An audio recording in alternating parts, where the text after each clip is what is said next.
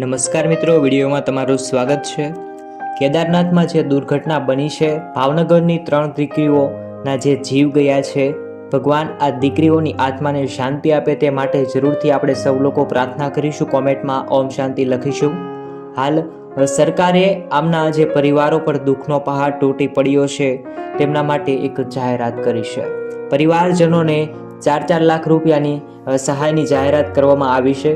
જ્યારે આપણા ગુજરાતના શિક્ષણ મંત્રી એવા જીતુભાઈ વાઘાણી પણ આ ઘટનાને લઈ ખૂબ જ દુઃખી થયા હતા અને તેણે ટ્વીટ પણ કર્યું હતું, જેમાં તેમણે લખ્યું હતું કે કેદારનાથના હેલિકોપ્ટરની દુર્ઘટનાગ્રસ્ત થવાની ઘટના હૃદયદ્રાવક છે અને આ કરુણ ઘટનામાં અવસાન પામેલા નાગરિકો પ્રત્યે સંવેદના વ્યક્ત કરું છું અને ભાવનગરના મૃતકોના પાર્થિવ દેહને ગુજરાત પરત લાવવા રાજ્ય સરકાર સતત ઉત્તરાખંડ સરકાર સાથે સંપર્ક કરી રહી છે તેવું તેમના દ્વારા કહેવામાં આવી રહ્યું છે। ત્યારબાદ ભૂપેન્દ્ર પટેલે પણ ટ્વીટ કર્યું છે, જ્યારે ભૂપેન્દ્ર પટેલે પણ દુઃખ વ્યક્ત કર્યું છે અને પરિવારજનોને રાજ્ય સરકાર ₹4 લાખ રૂપિયાની સહાય આપશે તેવી પણ જાહેરાત કરી છે।